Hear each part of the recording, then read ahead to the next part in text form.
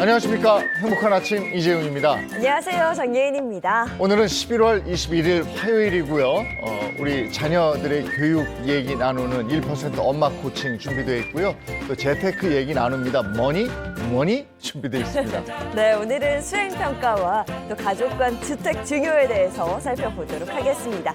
가장 먼저 날씨 전해드릴게요. 마지원 기상캐스터 나와주세요. 네, 여기는 상암 DDMC 앞입니다. 오늘도 맑고 일교차 큰 늦가을 날씨가 계속됩니다. 내일 밤부터는 곳곳에 비 소식 있으니까요. 미뤄둔 빨래가 있다면 오늘 하시는 게 좋겠습니다. 네, 어제 이불 빨래 했는데 다행이라는 생각이 듭니다. 오늘 날씨 어떤지 이어서 전해주세요. 아침에는 내륙 곳곳이 영하권 보이고 있습니다. 서리가 내리고 얼음이 어는 곳 많겠는데요. 농작물 피해 없도록 유의하시기 바랍니다. 오늘은 큰 일교차를 유의하셔야겠습니다. 낮과 밤의 기온차가 15도에서 20도까지 벌어질 텐데요. 들쑥날쑥한 기온 변화에 건강 잃지 않도록 유의하시기 바랍니다. 동해안은 여전히 대기가 건조합니다. 바람까지 강하게 불고 있는데요. 야외 활동하시는 분들은 산불에 유의하셔야겠습니다. 아침에 내륙은 0도 안팎으로 춥겠습니다. 서울이 1.9도, 광주 2.6도, 대구는 0.3도 나타내고 있습니다. 한낮에는 15도를 웃돌면서 포근할 텐데요. 서울이 15도, 대전 16도, 강릉은 20도가 예상됩니다. 네, 오늘 출근길에는 안개로 인해서 시야가 답답하겠고요. 도로에는 살얼음도 예상되니까요. 꼭 안전운전 해주시기 바랍니다. 날씨였습니다.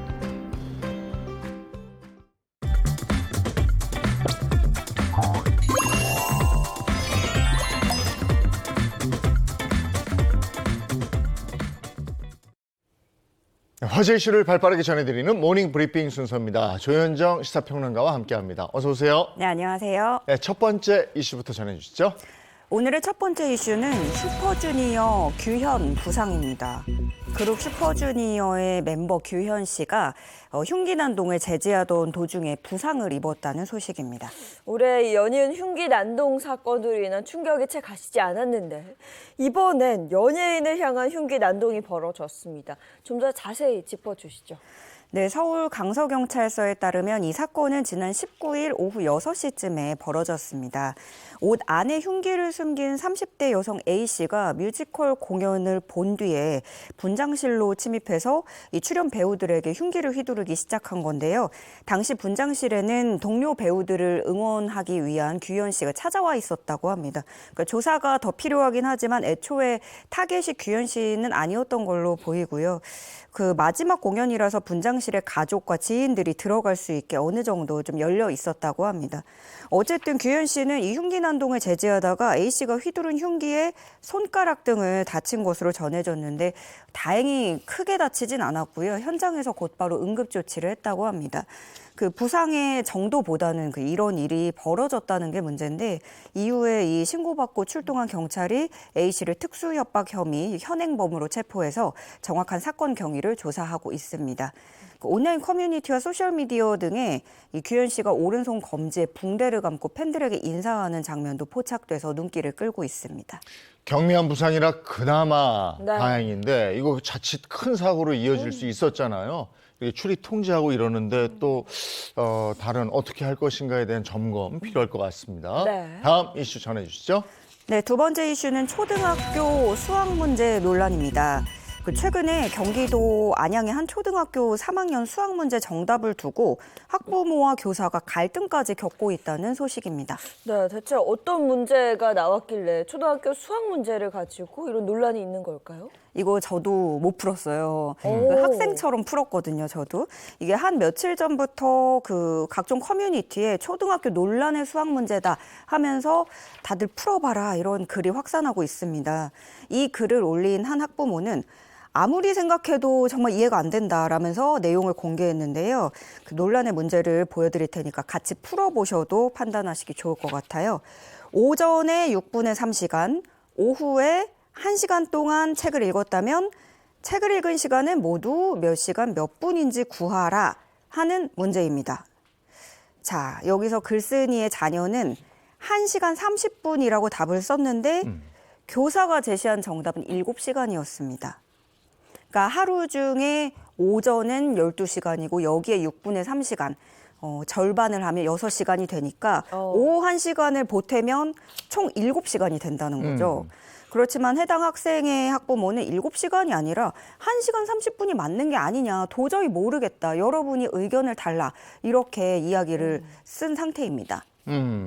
누리꾼들은 근데 해당 교사가 제시한 답이 이게 맞나? 이렇게 네. 의문을 품고 있다면서요. 그러니까 저도 풀었던 게 1시간 30분이었고 네. 많은 누리꾼들도 1시간 30분을 얘기를 하고 있고 의견이 갈리는 게 여기서 정말 이 말 한 끗 차이, 네. 이 조사 논란이 벌어지고 있는 겁니다. 교사의 해석대로 이해를 하려면 오전에 6분의 3시간이 아니라 오전의, 그러니까 오전 6시간의 6분의 3으로 12시간의 6분의 3으로 문제가 출제가 됐어야 된다는 겁니다. 그러면서 교사가 애와 의의 차이도 모르면 교사의 자질이 있느냐, 뭐 용법도 모르는 게 말이 안 된다, 이런 교사의 논리에 동의할 수 없다라는 비판 글이 줄을 잇고 있고요.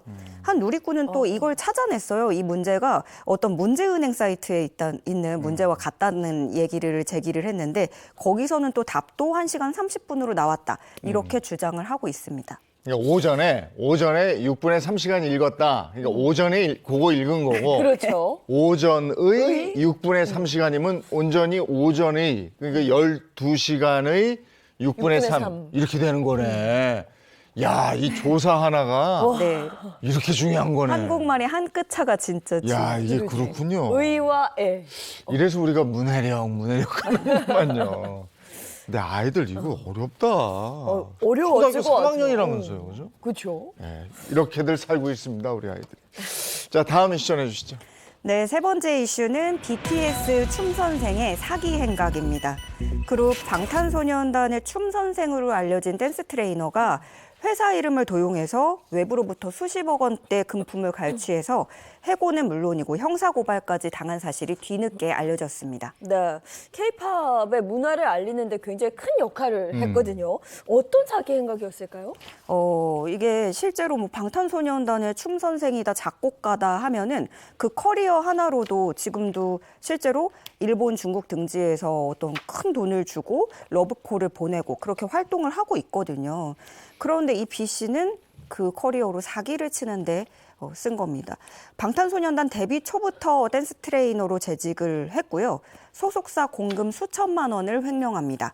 거기서 더 나아가서 작곡가, 안무가, 사업가 등으로부터 수십억 원을 갈취한 혐의를 받고 있는데 이 과정에서 이 회사 이름을 파는 거죠. 소속사 명의를 도용하고 굿즈 투자라든가 곡을 활용하겠다라는 명목으로 돈을 받고 돌려주지 않았고 이 피해 금액은 50억 원 이상으로 추산된다고 합니다.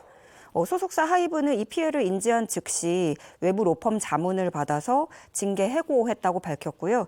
또 회사가 받은 피해 사항에 대해서는 형사 고소장 접수 후에 법적 절차를 밟고 있다고 밝혔습니다. 네, 이게 또 자칫하면 스타의 이미지 훼손으로 이어질 뻔했는데 아주 단호하게 발빠른 대처를 했네요. 다음 이슈 전해주시죠. 네, 네 번째 이슈는 서울 9호선과 공항철도 직결입니다. 지난 17일 인천시와 서울시가 공항철도와 서울지하철 9호선을 연결하는 직결 사업에 전격 합의하면서 후속 조치 마련에 들어갔습니다. 이제 9호선 직결 사업 얘기는 전에부터 나왔는데 이제 실시된다니까 여러 명이 좋아할 텐데 자세히 좀 얘기해 주시죠. 네, 이 사업은 공항철도와 서울지하철 9호선이 교차하는 김포공항역에서 그 두 노선의 궤도를 직접 연결하고 인천국제공항과 서울 강남권을 환승 없이 이동할 수 있도록 하는 조치인데요. 이르면 오는 2027년부터는 인천국제공항 제2터미널에서 서울 강동구에 있는 중앙보훈병원역까지 약 80km 구간을 환승 없이 이용할 수 있을 전망입니다. 이걸 9호선을 골드 노선이라고 표현들을 많이 했는데 이제 다이아몬드 노선 되는 겁니까? 예, 이용하는 시민들의 편의성이 더 높아지겠네요. 네, 맞습니다. 진짜 그도 그럴 것이 여의도부터 강남까지 쭉 연결을 해주잖아요. 그래서 강남권 주민, 서울 강남권 주민들이 인천공항을 갈 때 아무래도 접근성이 더 편리해지겠다 이렇게 보이고요. 또 인천 청라나 영종 지역 주민들, 여기 주민들이 이제 한번 서울 쪽으로 오기가 진짜 불편했어요. 뭐 자차를 이용하신다고 해도 영종대교도 돈도 많이 들었고, 그래서 이쪽에 계신 분들이 강남권 또 여의도 쪽으로 오시기에 획기적으로 접근성이 개선될 전망입니다. 그리고 직결 운행에 필요한 열차를 새로 제작해서 투입하기 때문에 출퇴근 혼잡도에도 도움이 될 것 같은데요. 그 공항철도와 9호선 각각 4대씩 모두 8대의 증차 효과를 볼 수 있겠고요.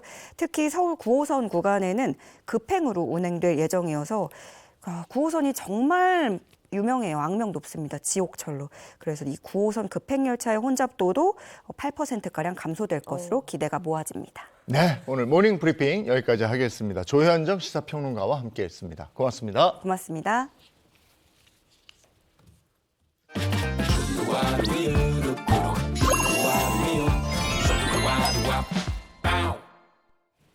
다들 너무나 잘 아실 거예요. 병에 네. 걸린 다음에 치료하는 것보다는 병에 걸리기 전에 미리 조심하고 예방하는 게 좋다.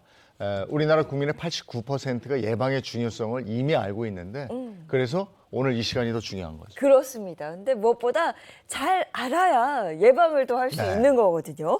여러분의 예방적 건강 관리를 위한 코너 닥터 하우스 시작해 보겠습니다. 내 몸을 위한 건강 노하우 닥터하우스에서 전해드릴게요. 안녕하세요. MC 이정수입니다.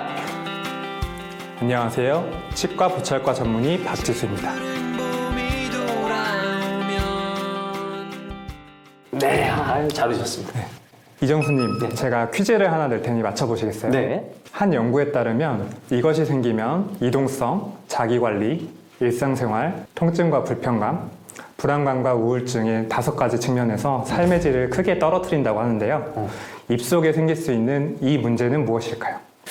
그러니까 입속에 생긴 문제라 그러면은 그 치은염, 뭐 치주염 이런 거 아닙니까? 제가 또 닥터하우스 진행자라 보니까 잘 알죠. 땡, 틀렸습니다. 아닙니까? 정답이자 오늘의 주제는 삶의 질 떨어뜨리는 치아 상실입니다. 그렇군요. 이거 굉장히 머쓱합니다.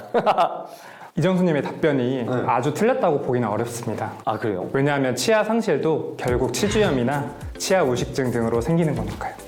그럼 치아를 상실하면은 이게 정말 많은 부분에 삶의 질이 떨어지겠어요?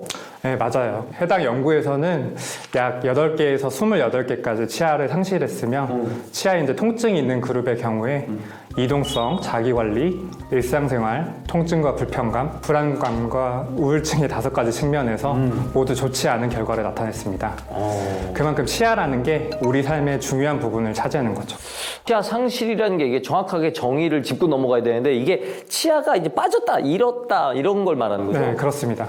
치아 상실은 사고로 인한 외상으로도 생기기도 하지만 대부분은 치주염, 그러니까 즉 잇몸 질환이나 치아 우식증 등에 의한 것이 원인입니다. 근데 제가 사실 그 이가 없으면 잇몸으로 산다 이런 말 좋아하거든요. 그렇게 살면 되는 거 아닙니까? 그럴 수 네, 있죠. 그럴 수 있죠.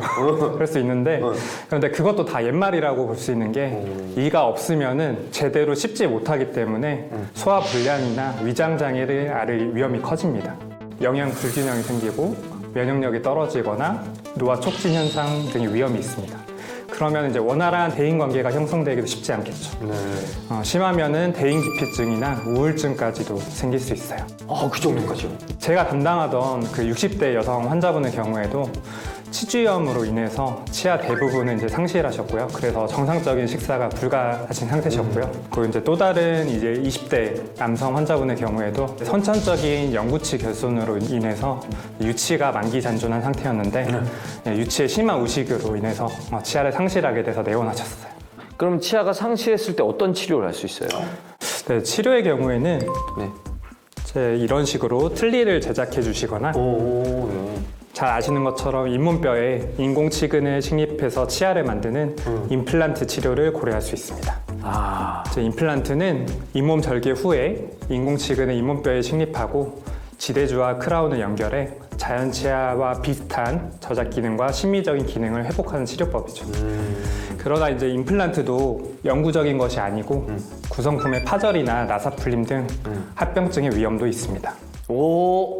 틀니나 임플란트에 대한 정보는 제가 알고 있었는데 이게 합병증이 생길 수 있다는 것도 처음 들어보는 것 같아요. 아마 그러셨을 거예요.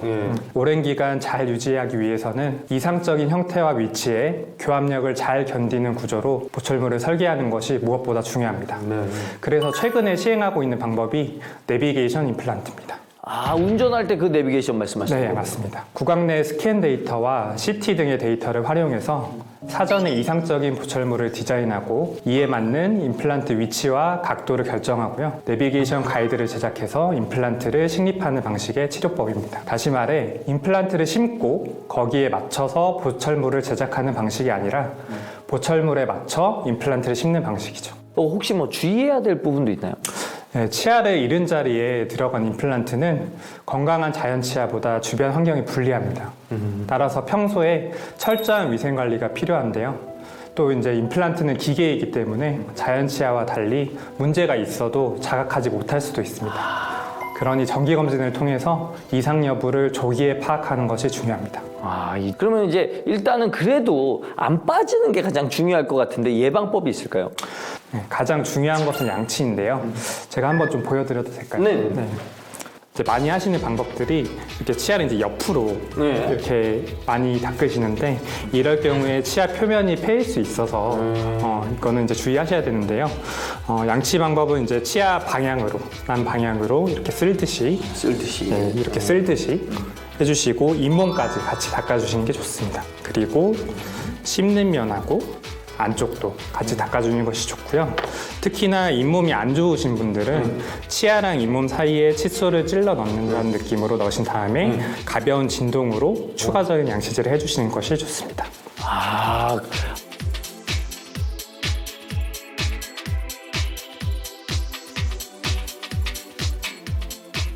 치아 상실부터 관리 예방법까지 정확하게 알려주신 박지우 선생님 감사합니다. 네, 감사합니다. 지금 여러분은 건강 노하우를 전해드리는 닥터하우스를 함께하고 계시고요. 이번엔 비뇨의학과 선생님 모셨습니다. 안녕하세요. 비뇨의학과 전문의 문근배입니다.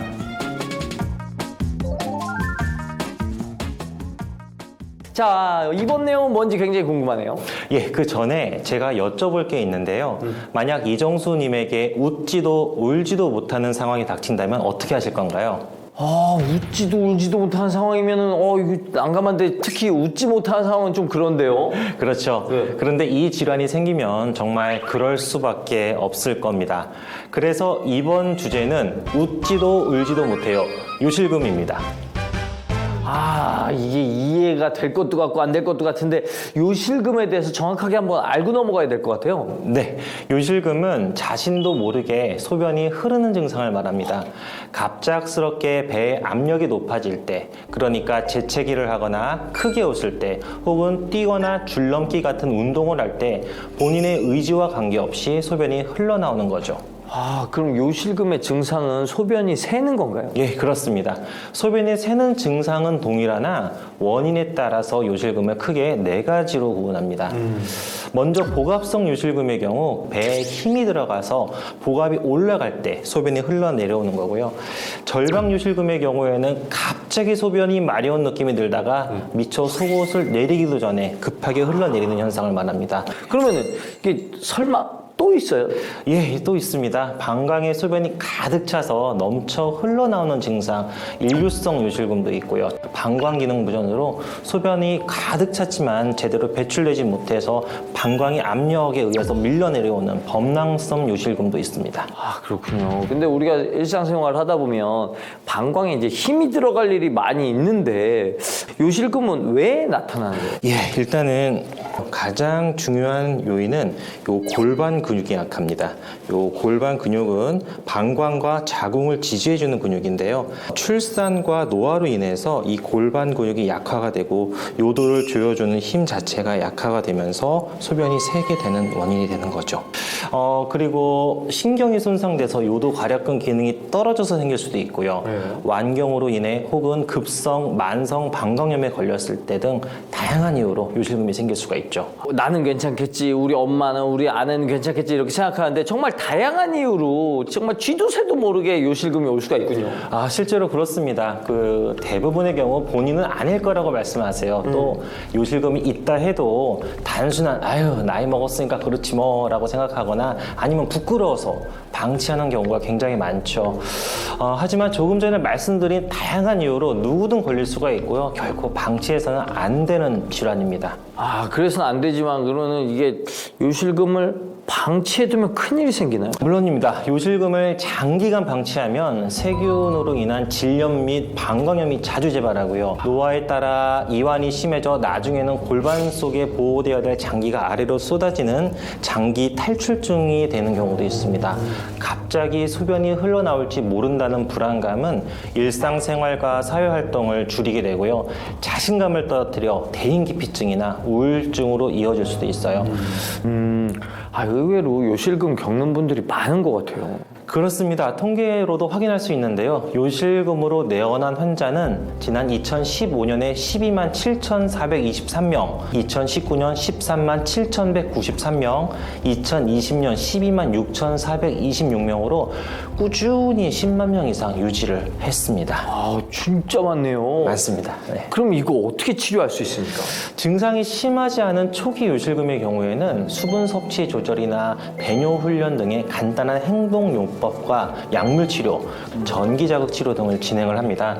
그러나 복압성 요실금의 경우 요도를 정상적인 위치로 고정시켜 주어야 갑작스런 재채기 같이 복압이 올라가는 선상에서 안정할 수 있기 때문에 최근에는 인체에 무해한 특수 테이프로 요도를 고정하는 TOT 수술 치료를 시행합니다. 자, 그러면은 예방법도 좀 알아봐야 될 것 같아요. 요실금의 예방 또는 증상 완화를 위해서는 비만이 되지 않도록 체중을 조절해야 하고요. 방광을 자극할 수 있는 맵고 짠 음식이나 카페인이 든 커피, 녹차, 탄산음료 등은 피하는 것이 좋습니다.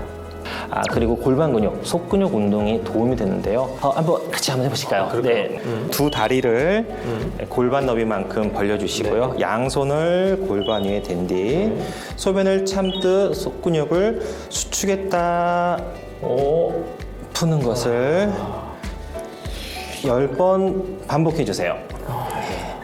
숨을 들이마시고 멈추었을 때 수축하고 숨을 천천히 내쉬면서 이완해야 됩니다. 야, 이게 도움이 되는 것 같아요. 그 남성이든 여성이든 꾸준히 해주시면 요실금 예방에 도움이 되겠습니다. 혹시라도 의심되는 증상이 나타난다면 결코 주저하지 마시고 비뇨의학과에 방문하시길 바라겠습니다.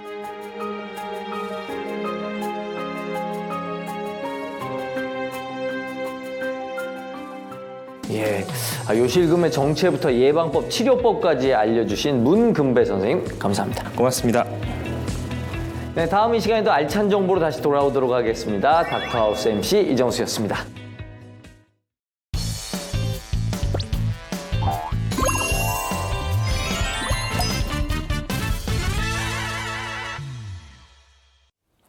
소중한 자녀들의 학업과 진로 그리고 속마음까지 전해드립니다. 1% 엄마 코칭 샤론쌤, 이미애 코치님 그리고 신재현 씨 함께합니다. 어서 오세요. 안녕하세요. 네, 반갑습니다. 오늘은 어떤 얘기를 나눌지 사연으로 준비해놨는데요. 신재현 씨가 엄마 해주시고요. 네.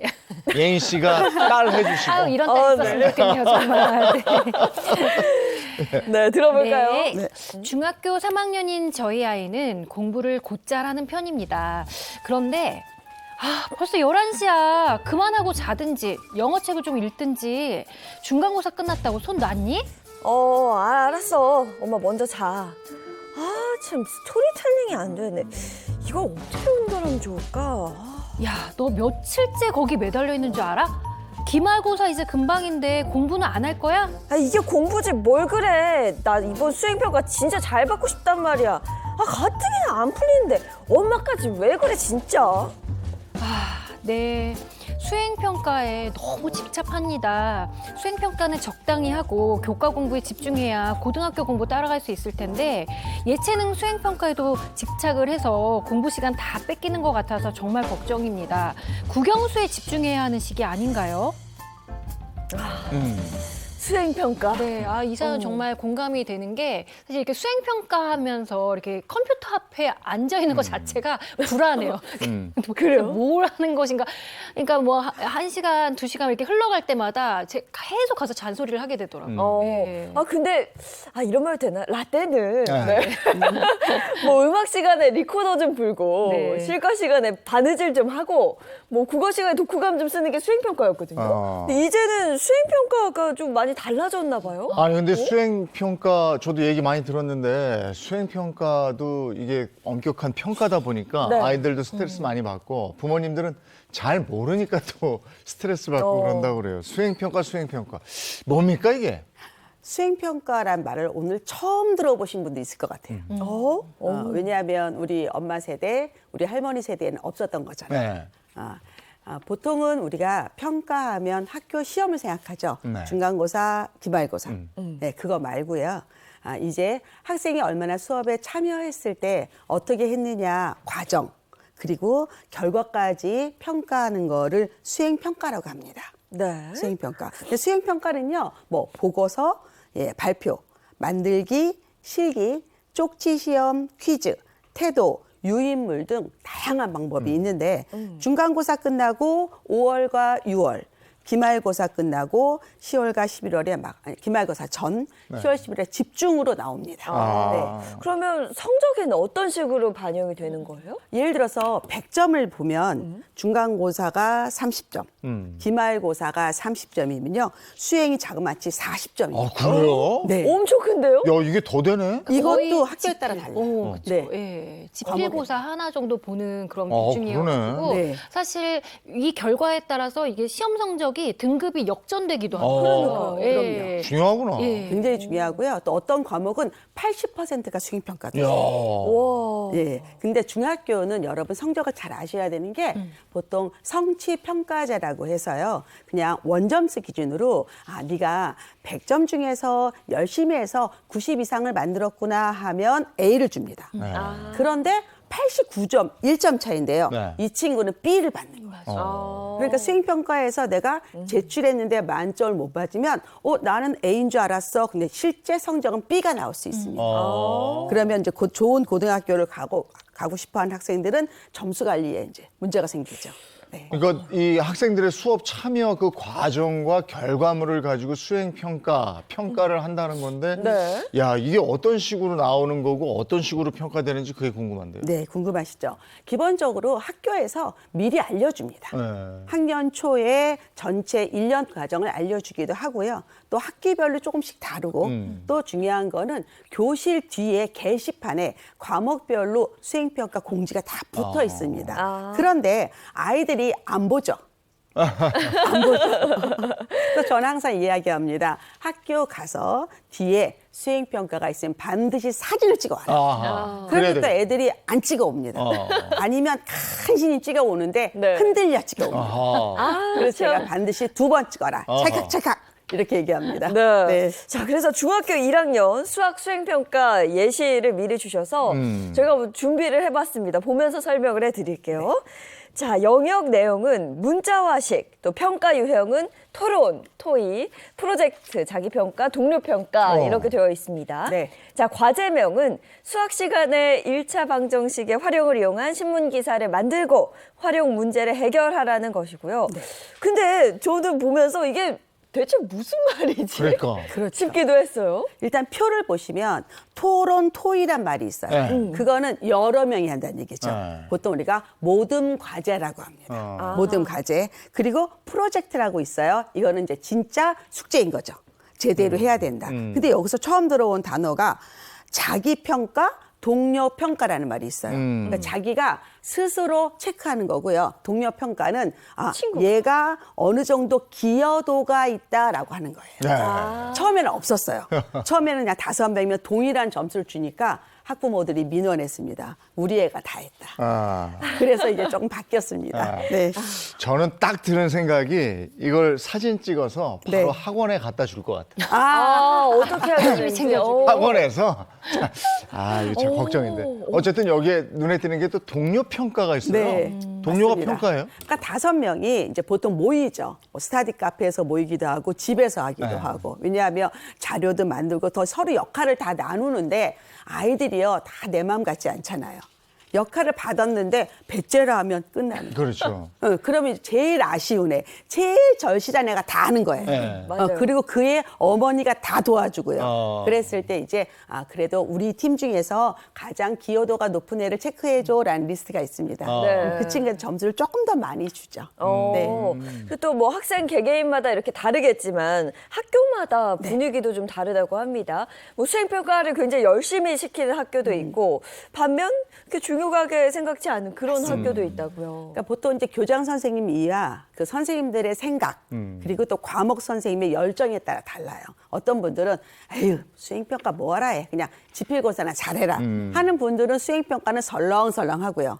아니야 중학교 때 고등학교 때 기본적으로 이런 참여형 수업을 더 열심히 시키자. 아니면 우리 수학을 단순히 시험이 아니라 기본 수학 역사라든가 수학자라든가 연구해보자 하면 어려워지는 거죠. 그래서 학부모의 반응도 두 가지입니다. 그냥 넘어가야 공부시키게 하는 분들도 있고 아니야 이게 대학에서 원하는 학생부 종합전형의 기본이니까 열심히 시켜주세요 하는 그런 분들도 네. 있습니다. 그러니까 지필고사 끝나면 이제 조금 있으면 이제 수행평가 기간이 오는데 이게 또 애들이 잘 못 챙기잖아요. 네. 저 같은 경우 이렇게 달력을 놓고 거기다가 이제 그러니까 수행평가 달력을 따로 만들어가지고 거기다가 다 적으라고 하거든요. 그렇게 해야 돼요. 안 그러면은 제 날짜에 하는 거를 이렇게 놓칠 수도 있고 심지어 이게 과목이 이제 많은 학교 같은 경우는 최대 한 14과목까지 이렇게 나오게 되면 각각 과목마다 이제 한 뭐 두세 개, 세네 개 이렇게 합치면 진짜 엄청 많잖아요. 양. 네. 그러니까 그것도 정말 무시할 수가 없더라고요. 이게 본의 아니게 엄마 점수네 그러면. 예. 오빠가 계속 제 엄마 쪽을 챙겨줘야 옆에서 되니까. 해야 돼요. 엄마 달력까지 만들어서. 퇴근하고 막. 참. 예. 오. 예. 근데 아무래도 엄마 점수라면 엄마가 이제 직접 하는 건데 그건 아니고 관리.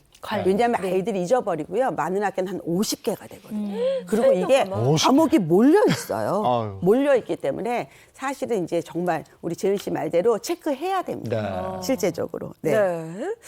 이게 사실 안 해본 분들은 이게 뭐 하는 거야? 어떻게 해야 되는 거야? 저는 뭐 지금 이렇게. 자꾸 부정적으로 네. 생각이 가는 게 네. 애들 잡네. 네. 예? 잡아요. 예. 좀 시험 끝나면 예전에는 우리 지필고사 끝나면 중간고사 끝나면 다 같이 극장 가서 이순신 놀고 장군도 그랬는데. 보고 이랬는데 요즘 애들은 또 이제 수행평가 준비를 해야 된다니까. 근데 저는 네. 반대로 생각하는 게요. 예전에는 교과서 외우고 선생님 해준 거 네. 필기한 거 외우는 공부였다면 네. 지금은 제일 중요한 게 학생 참여형 수업이거든요. 그래서 아이들이 직접 주체가 되기 때문에 네. 잘하는 아이들한테 굉장히 도움이 되고 여러분이 정말 부러워하는 아이비 교육과정 이게 기본이 수행평가거든요. 그렇군요. 그래서 우리 마음을 조금 바꿔야 될 것 같아요. 우리 때는 없었는데 라고 부정적으로 생각하지 말고 우리 아이들은 새로운 공부를 하는구나. 미래지향적인 공부를 하는구나 라고 도와주시면 더 잘할 것 같아요. 그래서 여기 우리 사연에 있는 분들도 어머님이 칭찬해 주셔야 돼요. 네. 1점이라도 열심히 하려는구나.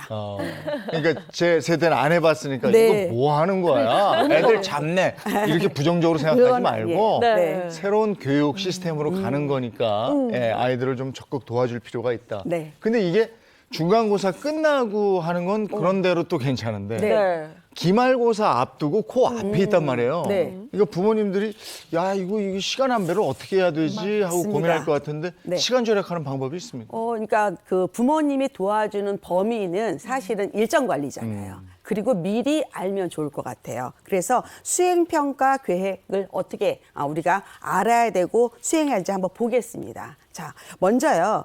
연간 수행평가 계획을 아셔야 되는데요. 학교 알림에 모든 정보가 있습니다. 거기 들어가셔서 우리 학교 아이 이름을 찍으세요. 그럼 사이트에 딱 연결됩니다. 자, 공시 정보가 나옵니다. 거기에 학업 성취 사항이 있고요. 교과별 학년별 평가 계획에 관한 사항의 이 파일이 있습니다.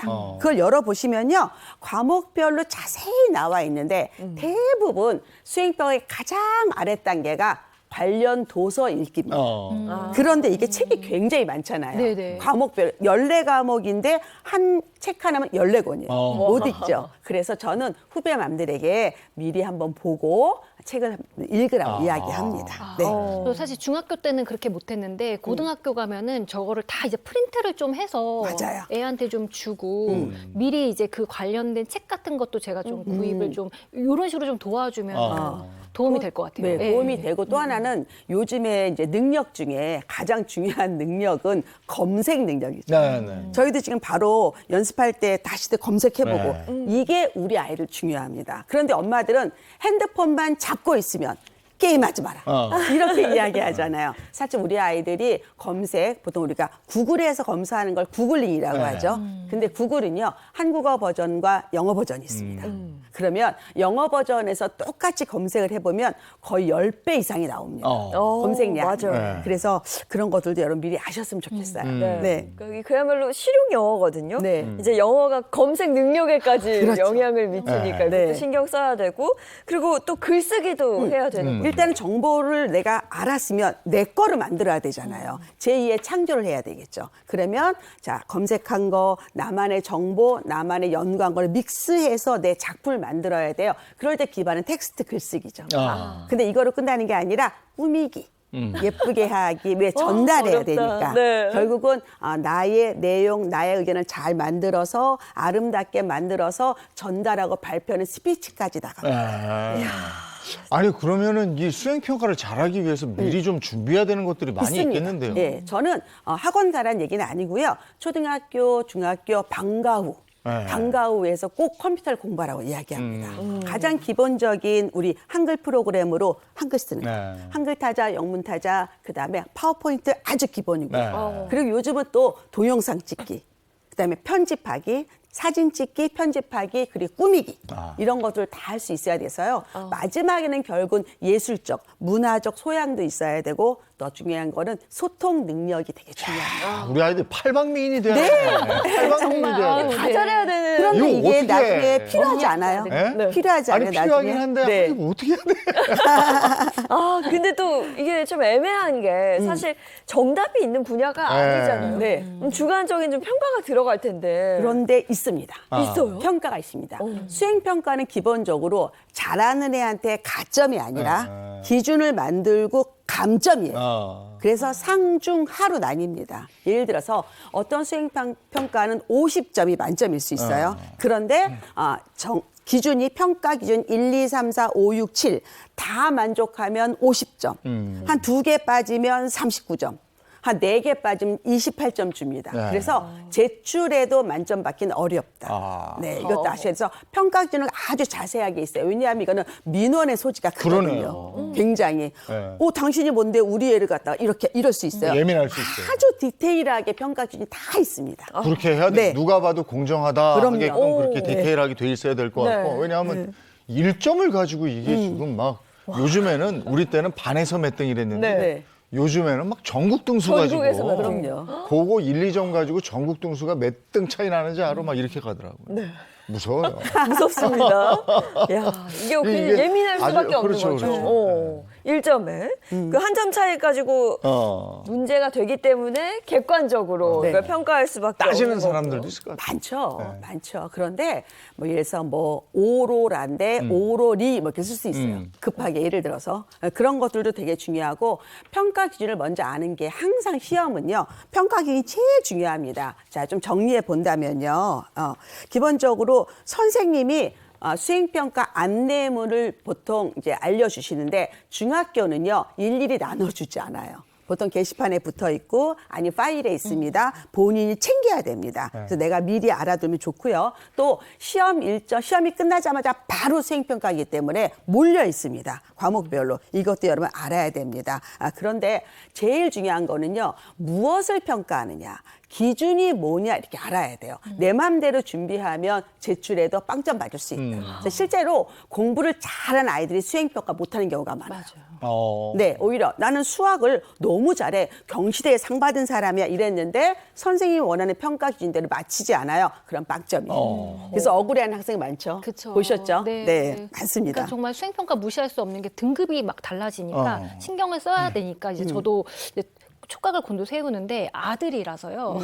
정말 얘 하는 걸 보고 있으면 네. 정말 제가 막 대신 막 다 해주고 싶어. 너무 답답해가지고 막 저리 비켜! 제가 앉아서 막 하고 싶은데 네. 근데 또 얘도 이제 사실은 이제 자기 주도도 돼야 되고 또 고등학교도 가야 되니까 이걸 또 도와주는 것도 또 애매하고 네. 그러다 보니까 좀 고민이 돼요. 예. 어떤 수행평가가 있었냐면 장구치기가 있었어요. 장구치기. 네, 장구치기 네, 수행평가가. 근데 어떤 어머님들은 그냥 이 테이블에다가 딴딴 따다다 이렇게 했어요. 근데 어떤 어머님은 장구를 빌려왔어요. 네, 빌려오고 집에서 계속 채로 치게 만들었어요. 누가 나올 거예요? 아니 그럼 당연히 가지고 장구에다 직접 하는 또 하나는요. 거죠. 수행평가가 모듬인데요. 과일 깎아서 이제 데코레이션 하는 거예요. 네. 그런데 이 어머님이 아무래도 5명 중에서 다 과일을 안 가져올 것 같아요. 그래서 이 친구가 5인분의 과일을 가져갔어요. 그래서 이 친구 조는 만점이고 다른 모든 아이들이 이 친구를 하기를 원하는 거예요. 네. 저도요.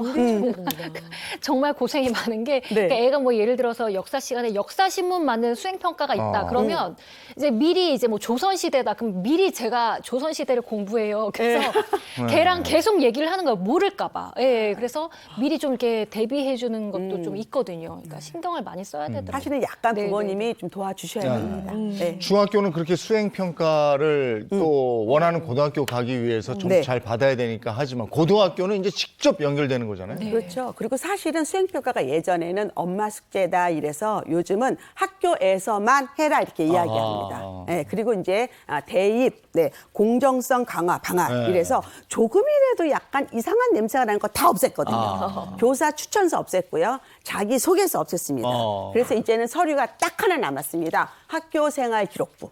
근데 거기에서 제일 중요한 게 성적인데요. 성적이 하나는 지필고사지만 두 번째는 수행평가가 있어요. 수행평가가 뭐가 있냐면 학교생활 기록부에 세부 능력 및 특기 사항이 있습니다. 세특이라고 합니다. 이거를 학교에서는 굉장히 중시 여깁니다. 왜? 고등학교 내신 다 비슷하거든요. 그래서 세특을 보고 이 친구가 진짜 열심히 수업에 참여하는구나 알게 되는 겁니다. 그래서 이거는 수행평가랑 세특은 아주 연관성이 있습니다까지 아시면 됩니다. 네. 이 분명히 나에게는 가능성이 있는데 이걸 어떻게 보여줄 수 있느냐가 굉장히 큰 고민이 될 것 같아요. 네. 그냥 단순히 열심히 한다. 만으로는 안 되는 거거든요. 열심히 하더라도 일단 기준에 맞춰서. 기준에 맞춰서. 그런데요, 우리 대학이 원하는 인재상 하나 마지막으로 알아볼까요? 예, 첫 번째는 탐구성이 있는. 탐구 활동 굉장히 중요하고요. 그 이전에 지적 호기심이 있어야 되고요. 그리고 약간 겉에 살짝 하는 게 아니라 심층적으로 해야 됩니다. 심층적으로. 그런데 여러분 포인트는요. 항상 인 클래스룸, 교실에서 과목에서 시작하는 걸 아셔야 돼요. 그래서 이거는 사교육으로 안 됩니다. 네. 아니 그러니까 암기식으로 우리 달달달달 외워서 공부했던 네. 그 시기하고 너무 다르니까 그럼요. 지금 얘기 들으면서 좀 생소해요.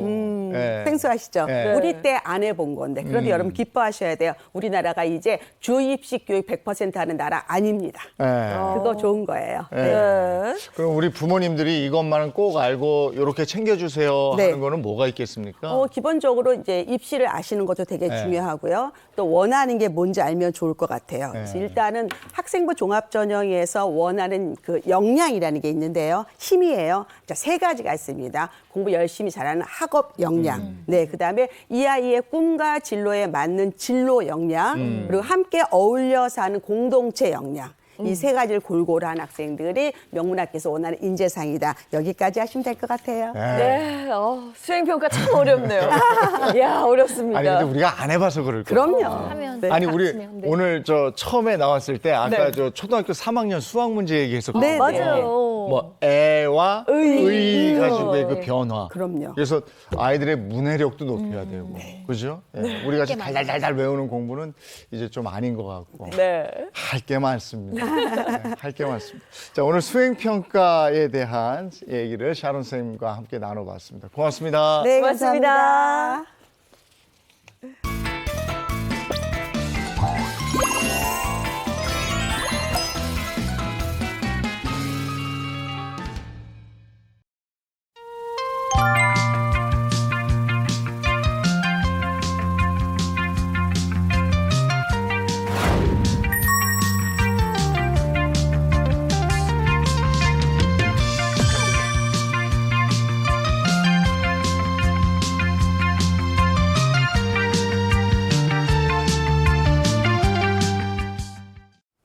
네, 돈에 대한 고민을 한번 풀어보겠습니다. 머니 시간입니다. 김현우 소장과 함께합니다. 어서 오세요. 네, 안녕하세요. 김현우입니다. 네, 반갑습니다. 자, 우리 지난주에는 가족 간의 금전 거래에 대해서 얘기를 나눠봤는데 오늘은 실물이 나왔습니다. 네. 주택 증여.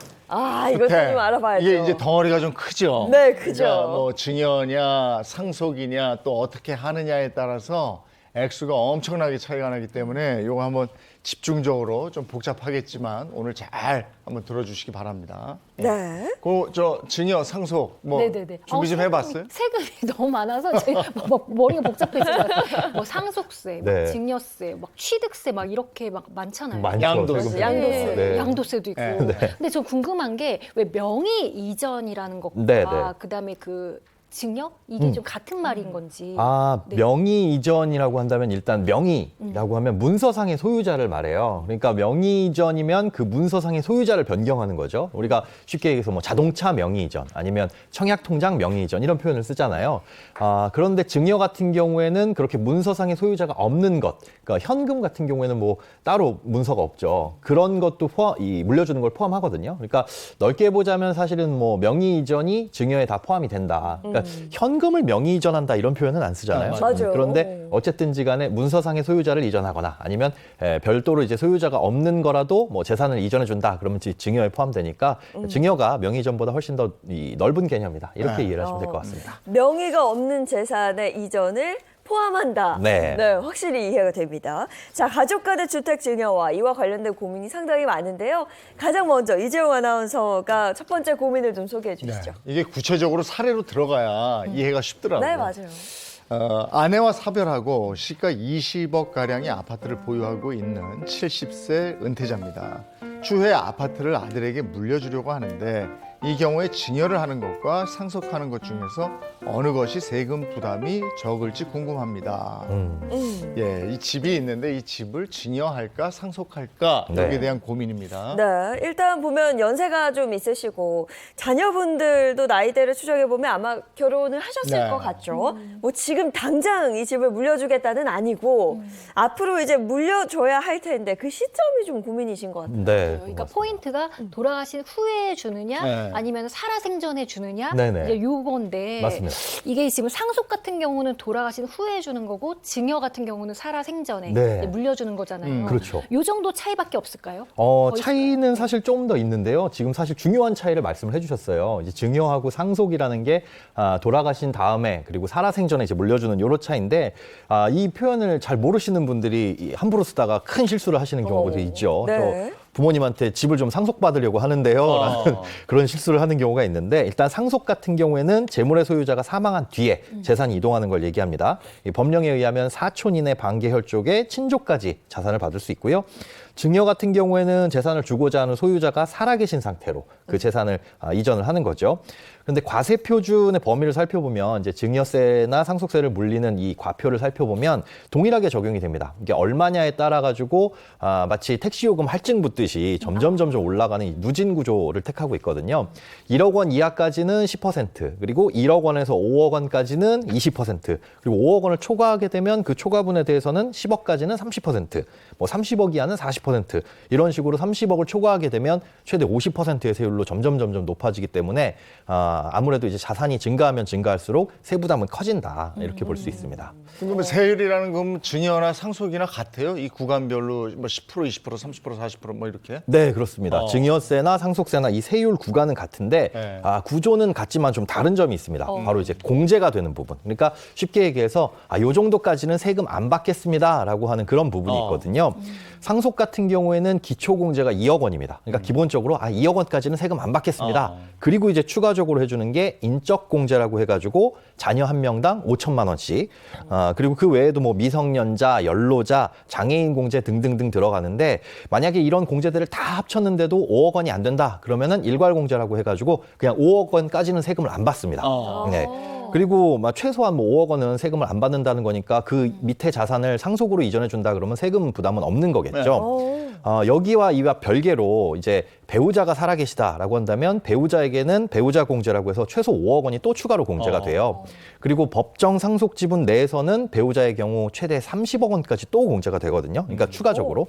그러니까 일괄 공제 5억 원과 뭐 배우자의 이 상속 이 공제 최대 공제 금액 30억 원을 합치면 산술적으로는 최대 35억까지는 뭐 세금을 내지 않고 상속을 해줄 수 있다. 이렇게 볼 수가 그래요? 있는 거죠. 35억 원. 이렇게 안 하던데. 법정 상속 지분이니까 사실상 이제 5억 원을 초과하게 되면 배우자가 살아 있어도 네. 뭐 총 자산이 10억 원을 초과하게 되면 일정 부분에 대해서 뭐 배우자가 받을 걸 자녀가 물려받는다든가 이렇게 되면 이제 세금이 올라갈 수 있습니다. 그러니까 기억하시기 쉽게 그냥 배우자 살아 있으면 최소한 10억 원까지는 세금 안 내도 돼.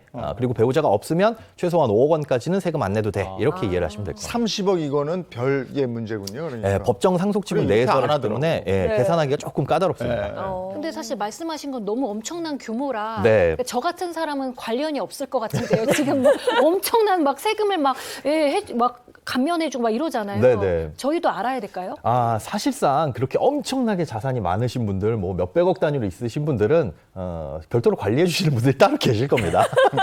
그분들은 저희가 알아야 되겠네요. 안 알아도 되는데 우리 네. 같은 경우에는 사실상 나는 그렇게 물려줄 것 많이 없어라고 하셔도 서울에 집 한 채만 갖고 계신다고 해도 요즘엔 집값도 많이 올라갔잖아요. 그리고 뭐 나중에 상속을 해줄 거 몇십 년 뒤를 생각하게 되면 그 금액도 올라가게 될 거고 그러니까 네. 사실 뭐 일반적인 분들 같은 경우에 오히려 상식 수준에서 알아둘 필요도 네. 있을 것 같습니다. 네, 100억이 없어도 알아두면 좋다는 거죠? 그렇습니다. 네, 알겠습니다.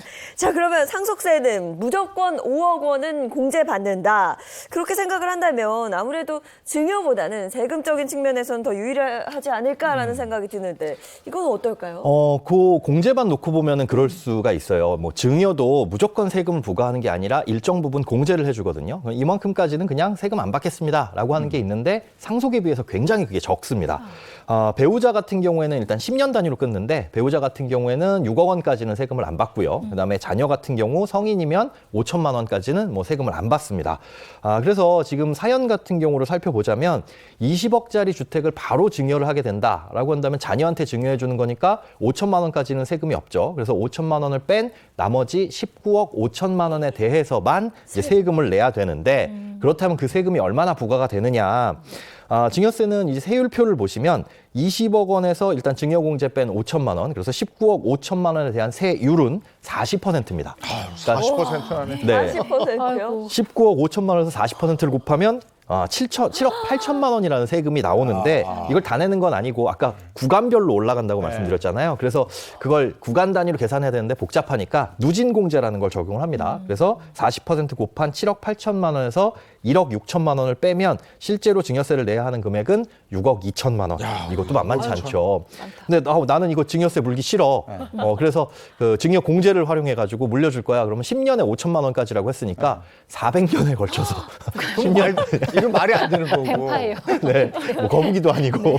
근데 이게 400년에 사실은 걸쳐. 그래. 와. 그 지난번에 우리 집값 막 폭등할 때 보면요. 네. 네. 이를테면 10억짜리 집이 막 3, 40억 갔잖아요. 맞아요. 네, 그럴 때는 10억에 증여를 했으면 이익인 거지. 그렇죠. 근데 이제는 그렇게까지 폭등할까 싶은 거니까 그런 것도 잘 생각을 해보셔야 될 거고. 네. 어쨌든 20억을 증여했더니 얼마? 6억 2천만 원을 낸다. 세금으로만. 야, 이거 센데 상속의 경우는 그럼 어떻게 돼? 상속을 하게 될 경우 앞서 말씀드린 대로 무조건 5억 원까지는 공제된다고 말씀드렸잖아요. 이 사연 같은 경우에는 배우자가 없이 자녀만 있으니까 5억 원까지는 공제를 받을 수 있습니다. 그러니까 20억짜리 집에서 5억을 빼면 15억이 되죠. 15억에 대한 세율도 마찬가지로 40%니까 이걸 곱하게 되면 세금은 6억 원이 되겠죠. 그런데 여기서 누진공제 1억 6천만 원을 빼면 상속세는 4억 4천만 원을 내야 됩니다.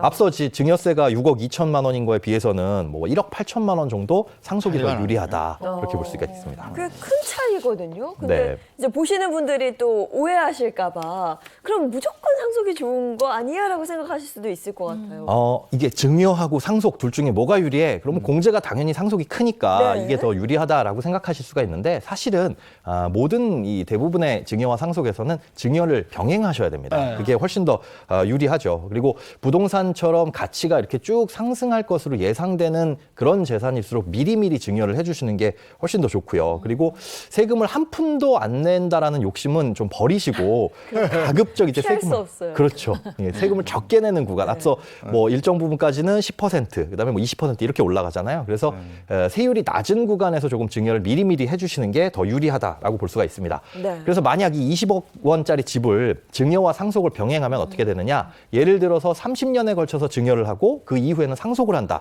이렇게 계산했을 때 10년 단위로는 3억 5천만 원씩 잘라주는 겁니다. 지분을 줄 수도 있으니까요. 그리고 나머지는 상속을 한다고 가정을 해볼게요. 그러면 30년이 되는 시점에 증여세는 총 1억 5천만 원. 10년 단위로는 5천만 원씩만 세금을 내시면 되고 나머지 9억 5천만 원에 대해서 상속세를 낸다고 가정하면 상속세는 8천만 원이 되죠. 이렇게 한다면 총 내야 되는 세금은 2억 3천만 원이 됩니다. 물론 그 집값이 30년 이후까지도 그대로 유지가 된다라고 가정했을 때 세금인데 네. 이거는 이제 증여와 상속을 병행했을 때 얼마나 세금을 아낄 수 있느냐, 요걸 이제 보여드리려고 한 거니까. 그러니까 아파트 지분을 주는 거예요. 그렇죠. 20억에 100%면 이 지분을 10%씩 이렇게 나눠주든지 뭐 하는 건데. 그렇습니다. 네. 근데 이분이 70세란 말이에요. 네. 30년 계획은 좀 무리신 것 같고. 맞습니다. 네. 이게 그래서 증여는 미리미리 내 자산이 좀 증가할 가치가 있을 것 같다라고 생각하시면 그때부터 하시는 게 가장 이제 절세를 할 수 있는 방법입니다. 근데 전에 보니까 증여를 했는데 네.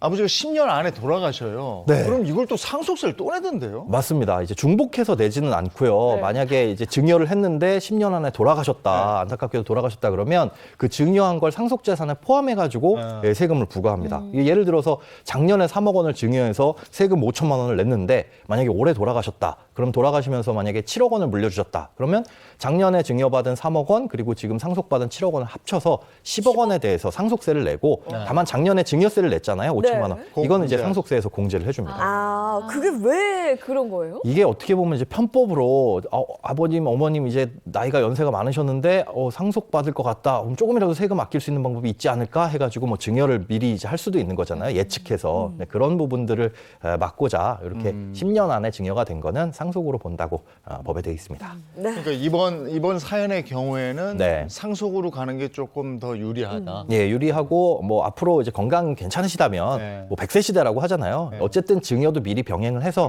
나중에 세금을 더 내는 일은 없으니까 조금씩 증여를 미리 해두시는 것도 좋을 것 같습니다. 20억짜리 집이 한 60억까지 또 폭등하지 않은 한.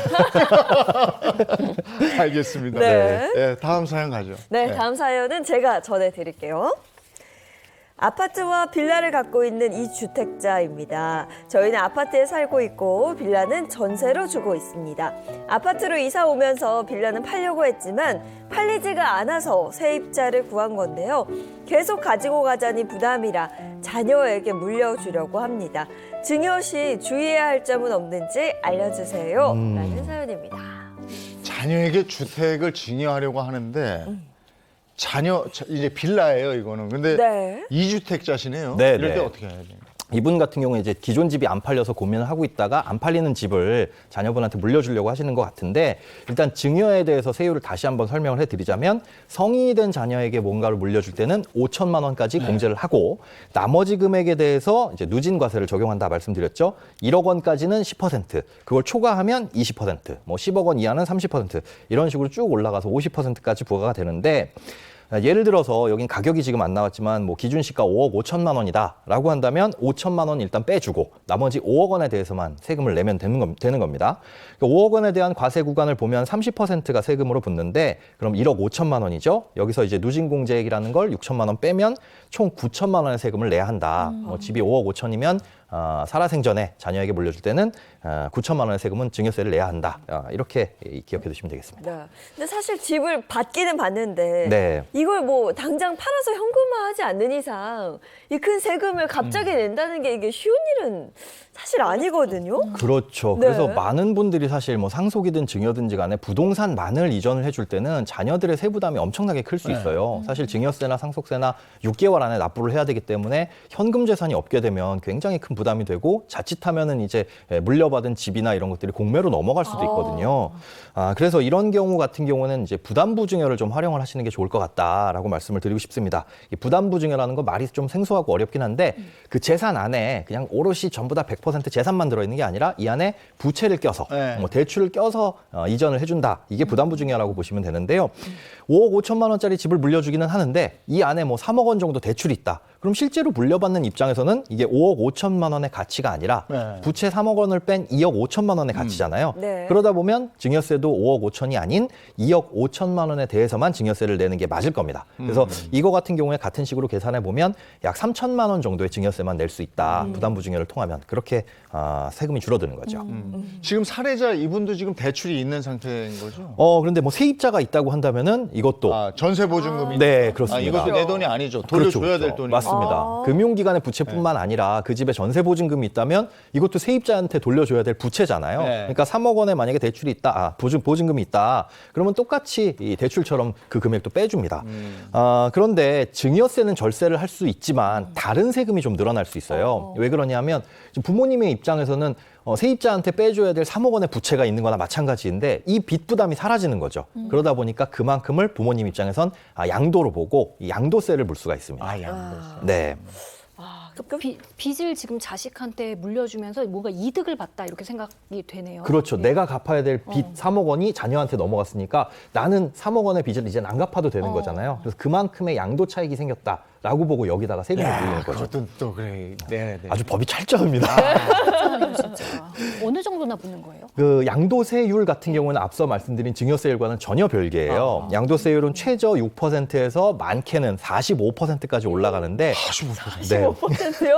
이것도 이제 누진 구조를 와. 택하고 있습니다. 3억 원에 대해서 뭐 전체적으로 세금을 매기는 건 아니고 지금의 주택가액 대비 취득가액의 이 비율을 따져가지고 매기게 돼요. 양도세라는 건 우리가 양도 차익에 대해서만 부과를 하는 거잖아요. 예를 들어 1억 원을 주고 뭔가를 샀는데 내가 3억 원에 팔았다. 그럼 3억에 대해서 세금을 매기는 게 아니라 차익인 2억 원에 대해서 세금을 매기는 거니까 이 주택 같은 경우에도 이분이 얼마에 취득을 했는지 이게 사실은 이 취득가액이 중요하다고 볼 수 있습니다. 자, 그러면 정리해서 또 하나 질문을 드리고 싶은 부분이 네. 있습니다.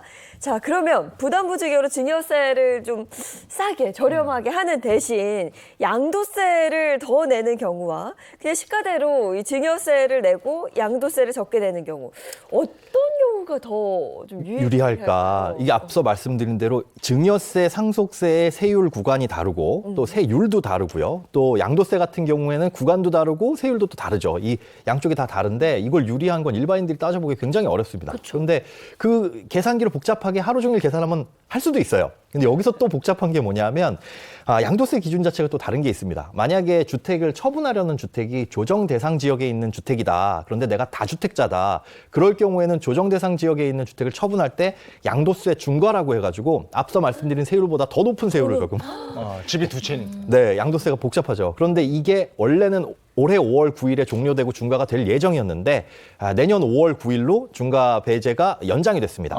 다만 실제로 이 주택, 처분하려는 주택을 2년 이상 보유하고 있는 경우에만 해당이 되는데 이렇게 복잡한 양도세는 복잡한 케이스들이 많기 때문에 이건 개인적으로 혼자 하셔서 구세청에 신고하셨다가 잘못 신고하시면 세금 폭탄을 맞을 수도 있으니까요. 이건 이 양도 전문 이런 세무사와 분명히 상담을 하시는 게 훨씬 더 안전합니다. 네. 그리고 또 제가 집을 한 채를 받는 거잖아요. 네, 네. 그게 취득하고 같은 걸로 봐서 취득세 또 내야 되고 그러잖아요. 물론입니다. 취득세도 어떤 재산이든 내야 되는데 우리가 일반적으로 무주택자가 주택을 취득하게 되면 일정 부분 세금을 감면해 주기도 해요. 그런데 이게 무상증여다. 이 증여로 인해서 주택을 취득한다라고 한다면 취득세율이 무려 4%나 됩니다. 그러니까 취득세도 많이 내야 되고 물론 이제 부담부 증여라고 앞서 말씀드린 이 대출 부분에 대해서는 그 증여로 안 보고 그냥 일반 취득세를 내게 됩니다. 그러니까 그거 계산도 굉장히 복잡한데 자녀 입장에서는 이렇게 증여로 인한 취득세도 내야 되고 뭐 증여세도 내야 되고 이런 것들까지 다 부담을 해야 되니까 계산기를 좀 꼼꼼하게 두들겨 봐야 되겠죠. 그리고 이것뿐만이 아니라 자녀 입장에선 지금 무주택이었다가 주택을 증여받으면서 유주택자가 되는 거잖아요. 그렇게 된다면 나중에 청약을 할 때 청약 제도에서 조금 불이익을 받을 수도 있고 또 생애 최초 특별 공급 같은 경우에는 내 생에 한 번이라도 주택을 잠시라도 취득한 경우가 있으면 안 되거든요. 그러니까 만약에 주택을 뭐 처분할 계획이다. 근데 이걸 잠깐 물려받았다. 그런 경우에는 자녀는 이제 생애 최초 특별 공급 같은 것에서도 다 배제가 되니까 그런 이 세금뿐만이 아니라 각종 제도들도 놓고 꼼꼼하게 살펴보셔야 됩니다. 정말 이렇게 디테일한 부분까지는 생각을 못 해봤는데 네. 이렇게 물려받을 때 뭐 취득세라든지 아니면 뭐 청약 네, 이런 그렇죠. 부분까지도 좀 고민을 좀 하고 계획을 짜야 되겠네요. 맞습니다. 네. 그냥 막연하게 나는 집이 없는데 부모님이 집을 증여해 주려고 한다. 증여받으려 한다, 내가. 그냥 마냥 좋은 게 아니에요. 지금 세금 들어보니까 야, 이게 정말 어마어마합니다. 그러니까 어르신은 야, 내가 그래도 얘한테 번듯한 집 한 채 그냥 주고 가는구나 하시는데 예. 30억이면 50%를 내야 돼요. 이게 절반이 세금이에요. 거의 공제는 한다고 하지만 이게 엄청나네. 이거 소장님이라면 이제 어떻게 하실 거예요, 이런 경우? 물론 이제 증여를 해줄까 말까 고민하고 계신데 그걸 원점부터 다시 한번 생각해 보실 필요가 있어요. 앞서 말씀드린 각종 제도에서도 불이익을 받을 수가 있고 또 자녀가 다른 주택을 취득할 계획이 있다. 그럼 또 2주택자가 되면서 세부담이 늘어날 수 있는 거잖아요. 이런 주택 같은 경우에 장기간 보유하려는 목적이 아니라 지금 안 팔려서 증여하는 거라고 한다면 자녀가 이 집을 물려받았을 때 자녀도 똑같은 고민을 할 수가 있습니다. 그래서 굳이 이제 주택으로 물려주는 것보다는 아예 조금 기다리셨다가 여유가 있으면 현금화하셔가지고 현금으로 물려주시거나 아니면 상가나 이런 다른 부동산으로 물려주시는 것도 한번 고민을 해보실 필요는 있을 것 같습니다. 근데 여기는 그 빌라를 팔려고 했는데 네네. 거래가 되지 않아서 부득이 증여하려고 하는 거냐? 그렇죠. 그래서 이것도 여러 가지 상황을 살펴봐야 되는데요. 이게 지금 주택시장 침체기라서 안 팔리는 건지 입지는 좋은데 이게 좀만 기다리면 팔릴 건데 지금 상황이 안 좋은 건지 아니면 아예 거래 자체가 잘 안 되는 지역인지 이런 상황을 놓고 봐서 좀 판단을 하실 필요가 있고 자녀 입장에서도 이걸 물려받았는데 안 팔리면 또 골칫덩이일 수 있잖아요. 그런 부분들을 좀 꼼꼼히 판단해 보시고 차라리 조금 낮은 가격에 매도가 가능하다면은 낮은 가격이라도 팔아서 그냥 갖고 계시는 게 더 나을 수도 있습니다. 근데 이게 별로 안 좋은 건데 자녀가 받았다가 얘는 다른데 좋은데 청약도 못 하니까. 네네. 바로 그 점입니다. 네, 그것도 고민해 봐야 할 부분입니다. 자, 사연이 하나 더 준비되어 있습니다. 이건 재은 씨가 전해주시죠. 네. 예전에 구입해둔 빌라가 있는데 그 동네가 재개발에 들어간다고 합니다. 이 재개발에 들어가게 되면 이 가격도 비싸지고 시간도 오래 걸릴 텐데 지금 자녀에게 증여하는 게 좋을지 아니면 재개발이 되고 나서 증여하는 게 좋을지 고민입니다. 어떤 선택이 좋을까요? 이게 좋긴 좋은 건데 그럼요. 이게 달라지네. 그러니까 이게 중요한 부분이에요. 지금 줄 것이냐 아니면 재개발이 되고 나서 그 후에 줄 것이냐. 네. 이 문제인 것 같아요. 이 재개발 같은 경우에는 관리처분 계획 인가가 언제 났느냐 이게 중요하거든요. 뭐 말이 어려운데 그냥 이 재개발이 이 동네 재개발 된다던데 된다더라 뭐 하는 소위 카더라가 있잖아요. 근데 지자체에서 여기 재개발합니다라고 승인이 난 날짜 요게 이제 관리처분 계획 인가 요게 고시일이라고 진짜예요, 합니다. 요게 진짜인데 요 진짜 네. 전후로 세금이 확연하게 달라요. 네. 아니 관리처분 인가가 나오면 더 비싸지는 거 아닙니까? 맞습니다. 네. 사실 뭐 재개발이 진행될수록 그 가치는 올라가니까 훨씬 더 비싸지고 더 높은 이 세금을 내게 되겠죠. 그런데 관리처분 계획 인가가 나기 전까지는 이걸 주변 주택으로 보고 주변 시세에 맞춰서 증여세를 부과를 하는데 관리처분 계획 인가가 나게 되면 이걸 이제 주택으로 안 봅니다. 그냥 땅이고 여기는 새롭게 지어질 아파트의 입주권으로 보거든요. 헐어버리니까. 맞습니다. 어차피 헐어질 집이니까 지금 집이 있다고 해도 얘는 집이 아니야. 미래의 주택이 될 무언가야라고 보고 입주권으로 와서 별도의 세금을 매기거든요. 이러면 네. 취득세도 달라지고요. 그래서 통상적으로는 관리처분 계획 인가가 나기 전에 증여하는 게 유리한데 이분 이 사연 같은 경우에는 만약에 계획이 났다 그러면 사실상 앞으로도 계속 뭐 분담금이나 이런 것 때문에 가치가 올라가니까 지금이라도 미리 증여를 하시는 게 훨씬 더 세금 부담에서는 유리할 수 있습니다. 관리처분 인가가 난 거예요? 여기는 어떻게 된 거예요? 아직 그 얘기는 저기 안 써주셨어요. 이게 재개발 근데 여기는 터널 아닌지. 재개발 될 거예요죠? 네. 자, 네. 20년 걸린다고 봅니다. 아이고. 그러니까 이게 또 어려운 거예요. 정말. 그래도 어쨌거나 재개발이 되면 가치가 올라가면 세금도 덩달아 늘어나니까 네.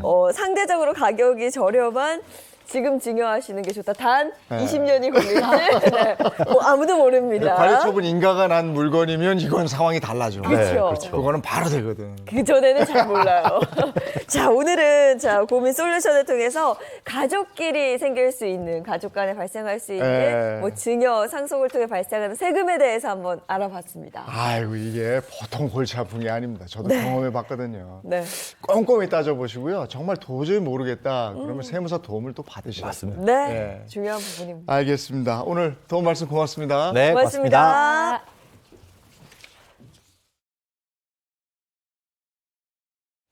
오늘도 날이 좀 쌀쌀한 거죠? 네, 하늘은 맑은데 일교차는 여전히 크게 벌어진다고 합니다. 감기 걸리지 않도록 조심하셔야겠습니다. 저희는 내일 아침 7시 30분에 돌아올게요.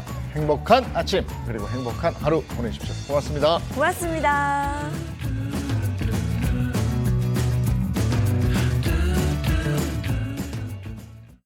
채널 A